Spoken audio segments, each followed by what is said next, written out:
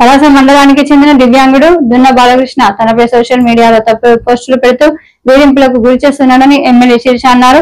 పలాసలో ఆదివారం మీడియాతో మాట్లాడారు. ఇలా సోషల్ మీడియాలో ఇలా వేధిస్తున్న వారిపై చర్యలు తీసుకోవాలని హోంమంత్రి అనితను కోరిన ఎమ్మెల్యే. అందరికీ నమస్కారం. ఈ ఫోటోలోని జగన్మోహన్ రెడ్డి గారితో ఉన్న ఈ వ్యక్తి పేరు దున్న బాలకృష్ణ. మా పలాస నియోజకవర్గంలో పలాస మండలంలో ఉన్న సున్నాదేవి గ్రామానికి చెందిన ఒక వికలాంగుడు. మన ప్రభుత్వం ఇస్తున్న చంద్రబాబు నాయుడు గారు 4,000 నుంచి 6,000కి పెంచి ఇస్తున్న వికలాంగం పెన్షన్ తీసుకుంటున్న వ్యక్తి. ఈరోజు ప్రత్యేకంగా ఈ వ్యక్తి గురించి మాట్లాడడానికి మీ ముందుకు ఎందుకు వచ్చానంటే, ఇతనికి శారీరక వైకల్యమే కాదు, చాలా పెద్ద మానసిక వైకల్యం కూడా ఉంది. అప్పల్ రాజు గారి చేత పెంచి పోషించబడుతున్న ఒక వైసీపీ సోషల్ మీడియా జంతువు వ్యక్తి. గతంలోని వైసీపీ అధికారంలో రాగానే తెలుగుదేశం వాళ్ళందరి తాలూకా పెన్షన్లు తీసివేసినప్పటికీ ఈరోజు అర్హత ఉన్న ప్రతి ఒక్కరికి పెన్షన్ ఇవ్వాలని ఒక మంచి ఉద్దేశంతో ఈ వ్యక్తి గురించి చాలా రకాల కంప్లైంట్ వచ్చినా ఒక వికలాంగుడు పెన్షన్ తీసివ్వడం వల్ల మంచిది కాదు అని ఆ పెన్షన్ తీయకుండా మేము కంటిన్యూ చేస్తున్నాం. ఎంత సిగ్గులేని వ్యక్తి అంటే, ఈరోజు ఇతని తండ్రికి ఇతని తల్లికి స్పౌస్ పెన్షన్ వచ్చింది. ఇతని తమ్ముడు ఆర్మీలో ఒక పెద్ద ఉద్యోగంలో ఉన్నాడు. అయినప్పటికీ రెవెన్యూ కార్డులని రేషన్ కార్డులని మేనేజ్ చేసి ఇతని తల్లికి స్పౌస్ పెన్షన్ పెట్టారు. ఆ విషయం కూడా మా టీడీపీ సోదరులు నా దృష్టికి తీసుకొచ్చారు.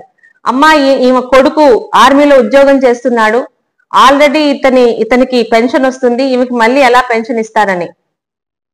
ఒక విడో పెన్షన్ ని తీయాల్సిన అవసరం మనకి లేదు, గవర్నమెంట్ ఇస్తుంది, ఇవ్వనివ్వండి అని చెప్పాం.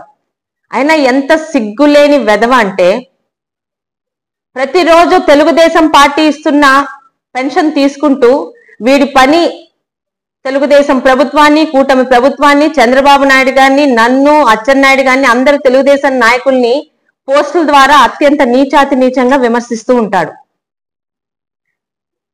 ఇలాంటి వాళ్ళని వెతికి మరి మా పలాస పెద్ద పశువు అప్పల్ రాజు గారు ఉన్నారు కదా, ఆయన ఇంకో పెద్ద సైకో పర్వర్ట్.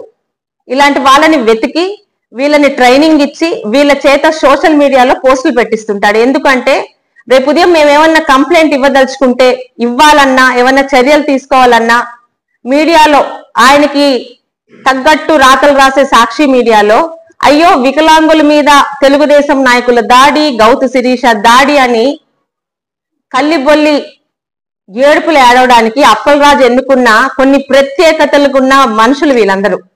చాలా మంది ఉన్నారు మా పలాసలో. ఈ ఫోటో చూడండి ఒకసారి. ఒక పక్క నా ఫోటో, ఒక పక్క సైకోన్ ఒక ఫోటో.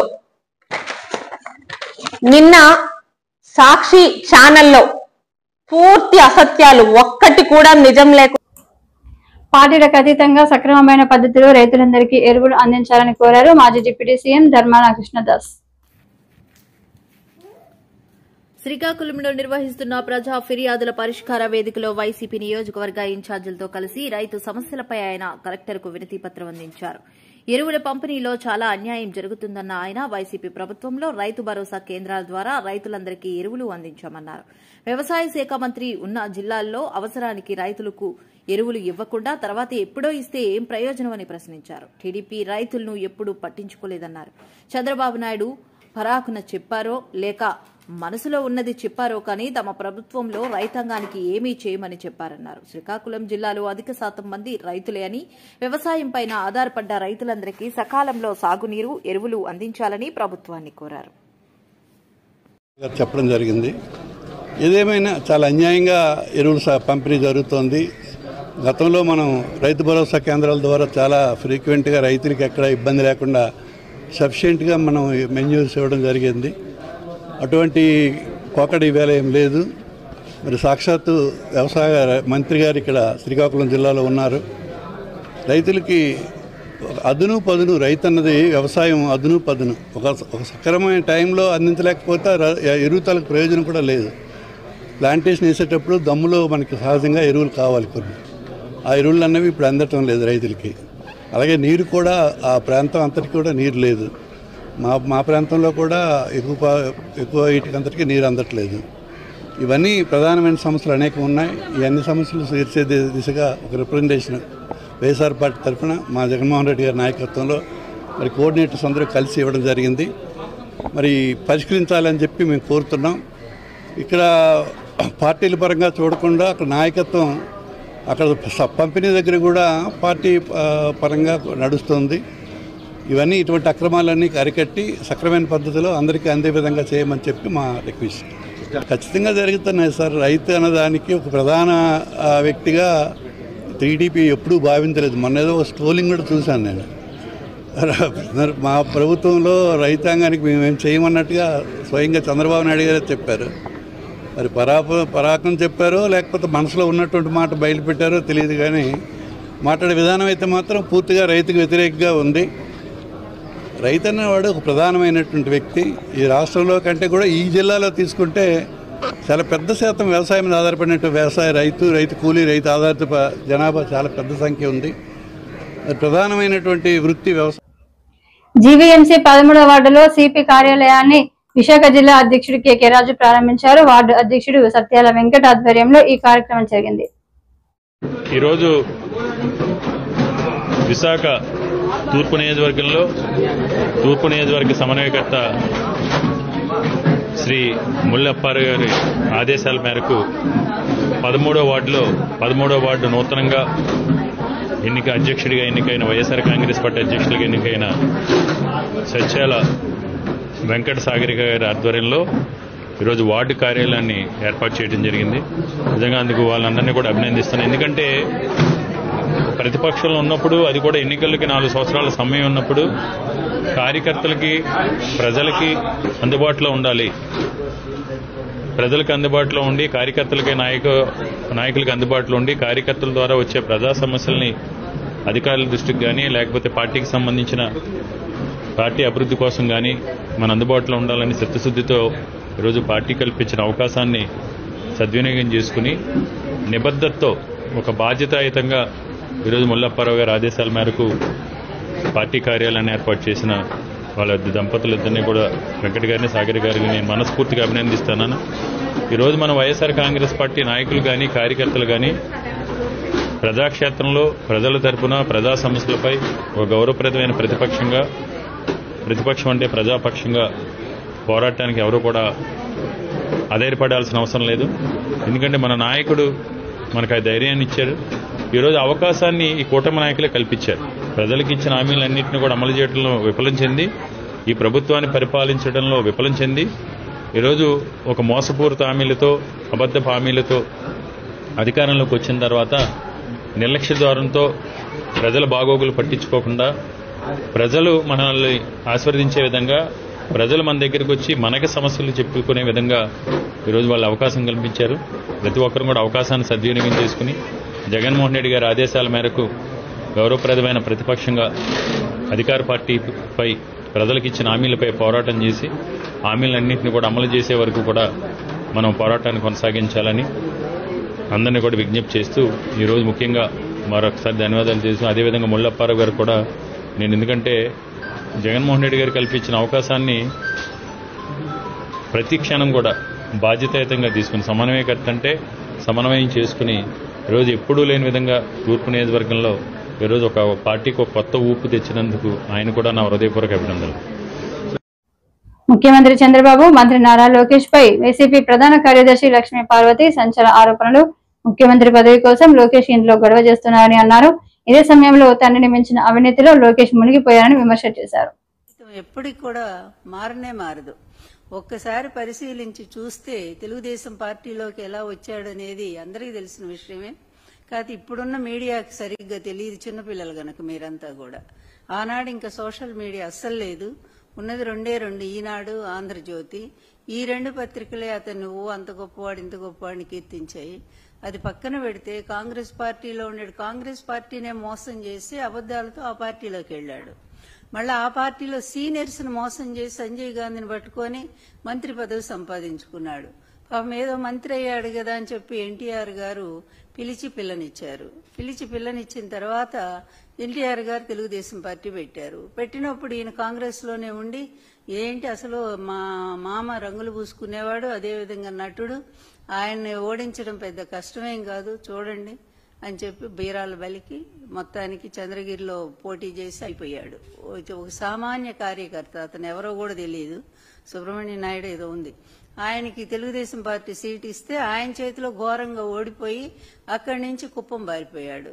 కుప్పం పారిపోయి ఏంటి అక్కడ కూడా వరుసగా గెలుస్తున్నాడండి ఏంటి అని చూస్తే అక్కడ పక్కన ఉండేటువంటి తమిళ ఓట్లన్నీ కూడా చేర్చుకుని 60,000 ఓట్లు చేర్చుకుని అక్కడి నుంచి ఆ ఓట్లతో ప్రతిసారి ఎలక్షన్ రావటం, ఆ తమిళ ఓటర్లు వచ్చి ఓట్లు వేయటం, కాముగా వెళ్లిపోవటం డబ్బులు తీసుకొని.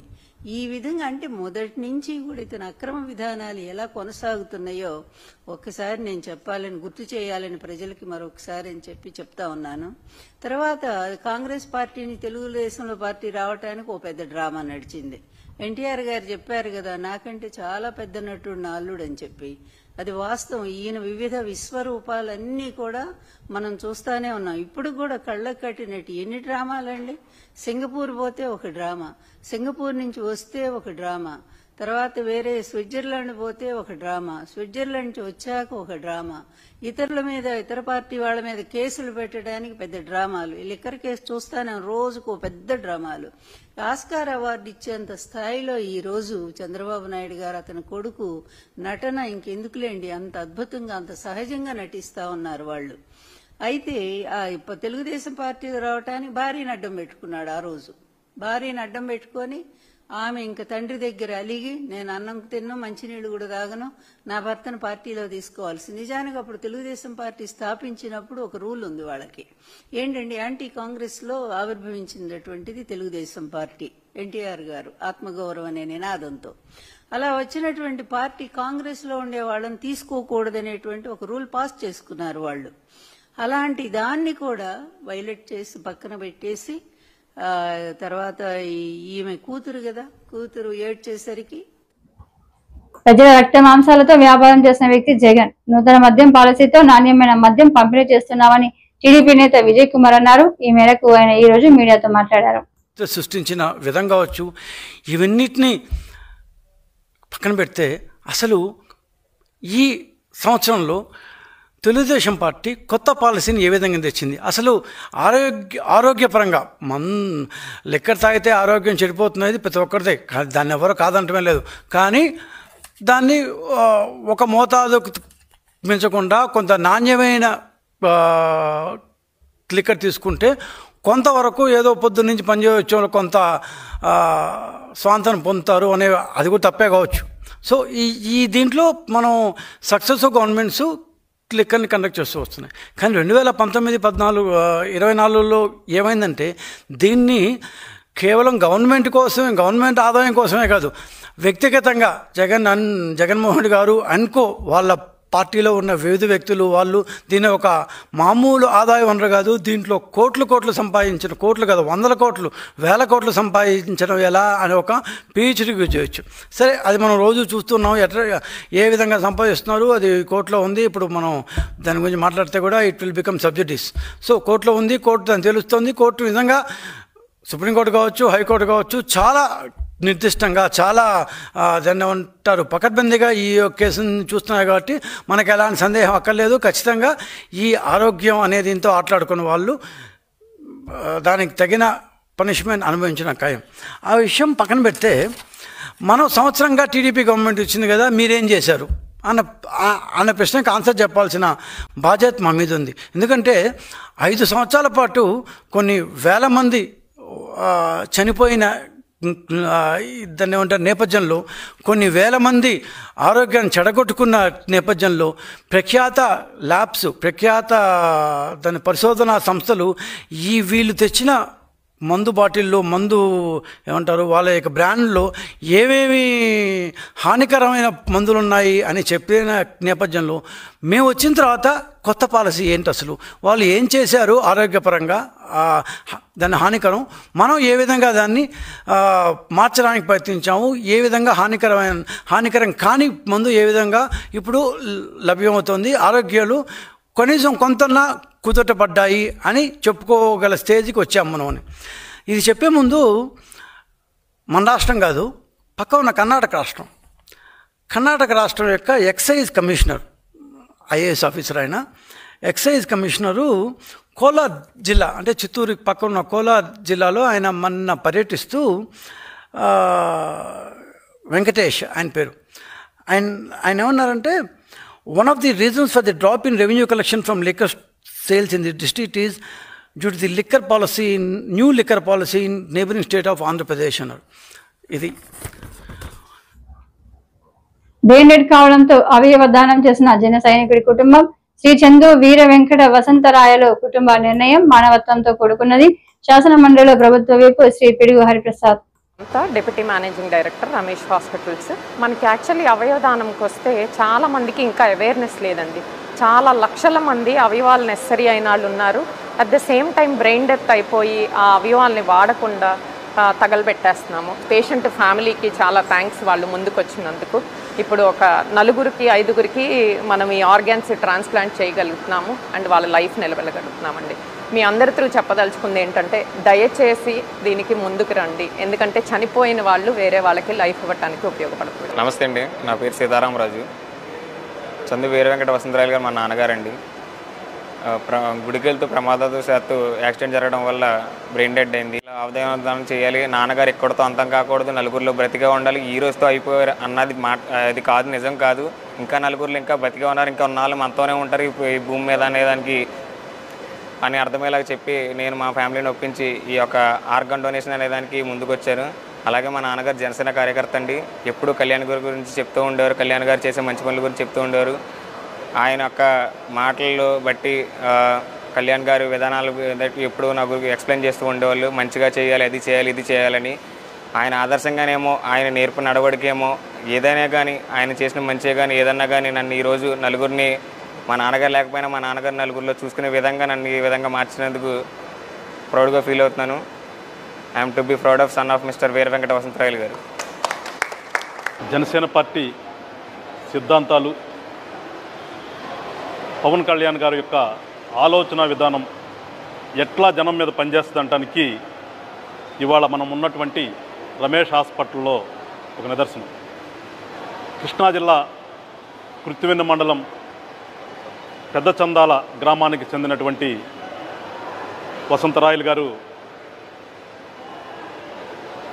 దురదృష్టవశాత్తు యాక్సిడెంట్కి లోనై బ్రెయిన్ డెడ్ అయితే వారి యొక్క అవయవాల్ని దానం చెయ్యాలి అనే ఆలోచన వాడి కుమారుడైనటువంటి రాజుకి రావటం, సీతారామరాజుకి. అలానే వాళ్ళ బంధువులు కూడా ఎవరైతే ఉన్నారో రాయల్ గారి మేనలుడు యశ్వంత్ కానీ ప్రశాంత్, వీళ్ళందరూ కూడా జనసేన పార్టీ నాయకుడిని ఫాలో అవుతున్నటువంటి యువకులు. ఖచ్చితంగా మనం ఈయన యొక్క అవయవాలు వేరే వాళ్ళకు ఉపయోగపడితే అంతకు మించినటువంటి ప్రజాసేవల భాగం ఏముందని చెప్పేసి ఒక మంచి ఆలోచనతో ఇవాళ వచ్చి వాళ్ళు ఆ అవయవాలు దానం చేయడానికి నిర్ణయం తీసుకుని బాడీని జీజీహెచ్ నుంచి. టీడీపీ కూటమి పాలనలో రైతుల పరిస్థితి దయనీయంగా మారింది. ఇన్పుట్ సబ్సిడీ లేదు, క్రాప్ ఇన్సూరెన్స్ ఇవ్వలేదు, వర్షాలు రాకపోవడం వల్ల పంటల సాగు దారుణంగా పడిపోయింది అని మాజీ మంత్రి అమ్మడి రాంబాబు అన్నారు. ప్రభుత్వం యాక్షన్ తీసుకోవాలని మేము కోరుతున్నాం. యాక్షన్ తీసుకోకపోతే ఉద్యమ రూపంలో దీన్ని ముందుకు తీసుకువెళ్తామని. ఇంకా అల్టిమేటం ఏం జారీ చేయలేదు, మేము అల్టిమేటం జారీ చేస్తాం అవసరమైతే. ఇవాళ మెమోరాండం ఇచ్చాము, తర్వాత మళ్ళా ఇది రాష్ట్ర వ్యాపితమైనటువంటి పిలుపు, దానిలో భాగంగా ఇచ్చాము. మళ్ళీ దాని మీద మళ్ళీ కూర్చొని చర్చించుకొని ఏదో ఈ లోపలే చేసేస్తే మంచిది, చేయకపోతే ఏం చేయాలనేది కూడా మేము తప్పనిసరిగా చేస్తాం. ఏంటి తొలి అడుగు కార్యక్రమంలో ప్రజలు తెలుగుదేశం పార్టీకి ప్రభుత్వానికి హారతులు పడుతుంటే మీరేమో ఎందుకు ఆర్డర్ పడుతున్నాయి? ఫ్రీ బస్ ఇచ్చారని ఆర్డర్ పడుతున్నారా? ఆగాగా ఆ ఫోటో చూపించు కాదు, ఎందుకు అట్ట కాదు. ఆయన ఏమంటాడంటే తొలి అడుగు సుపరిపాలన ఉందని ప్రజలందరూ హారతులు పడుతున్నారు అని తెలుగుదేశంలో అంటున్నారు. పాపం ఆయన మాట కాదు. ఎందుకు హారతులు పడతారు అబ్బాయి? నిరుద్యోగ భృతి 3000 ఇచ్చినందుకు హారతులు పడుతున్నారా? లేడీస్ అంతా ఫ్రీ బస్ ఎక్కి తిరుగుతున్నందుకు హారతులు పడుతున్నారా? లేకపోతే గ్యాస్ బండలు 3 ఇచ్చినందుకు హారతులు పడుతున్నారా? లేకపోతే అదేలే 3 లేకపోతే అన్నదాత సుఖీభవ 20,000 మొదటి సంవత్సరం ఎగ్గొట్టినందుకు ఇస్తున్నారా? లేకపోతే ఆడబిడ్డ నిధిని 15,000 చూసారు, ఒకసారి మీరు కొట్టి చూడండి. అక్కలారా చెల్లెళ్ళారా డైరెక్ట్గా మీ అకౌంట్లోకే 15,000 గొద్దండి సైకిల్ మీద అన్నారు, గుద్దారు, ఇప్పుడు గుద్దుతున్నాడు 15,000. ఏమయ్యా ఎందుకు హారతలు పడుతున్నారు? ఆంధ్రాను అమ్మమంటానిక? అసలు 15,000 చొప్పున ప్రతి ఆడబిడ్డకి 15,000 ఇవ్వాలంటే ఆంధ్ర నమ్మేయాలన్నాడే మహానుభావుడు. ఆంధ్ర నమ్మేస్తారా? మన సింగపూర్ ఎందుకు వెళ్ళాడు అబ్బాయి? ఆంధ్రాను అమ్మడానికి వెళ్ళాడేమో, కనుక్కోండి ఒకసారి. పెట్టుబడి పెట్టడానికి కాదు, ఆంధ్ర నమ్మి ఆడబిడ్డ నీది ఇద్దామని వెళ్ళాడేమో నాకు అనుమానంగా ఉంది. ఆంధ్రానే అమ్మాలంటున్నారు. ఇచ్చిన పథకాలు బుద్ధి జ్ఞానం సిగ్గు లేనటువంటి ప్రభుత్వం ఇది. ఇచ్చేటప్పుడేమో వాగ్దానాలు ఇచ్చారు, చేసేటప్పుడేమో ఆంధ్రాని నమ్మాలంటారు. హెరిటేజ్ నమ్మమండి, ఎవడు కదన్నాడు? బుద్ధి జ్ఞానం ఉందా చంద్రబాబు నాయుడు గారు? నీకు 14 సంవత్సరాల అనుభవం అంటున్నావు. నశించాలి నశించాలి ప్రభుత్వ వైఖరి, అందించాలి యూరియాని ఇమ్మీడియట్ గా. ఈరోజు రాష్ట్రంలో రైతుల యొక్క సమస్యలను పరిశీలించిన తర్వాత ప్రధానంగా రాష్ట్ర వ్యాప్తంగా తీవ్రమైన ఎరువుల కొరత ఉండటం, దానితో పాటు ముఖ్యంగా యూరియా సరఫరా తక్కువ, డిమాండ్ ఎక్కువ, పంపిణీ విధానంలో ప్రభుత్వం ఫెయిల్ అయిన విధానం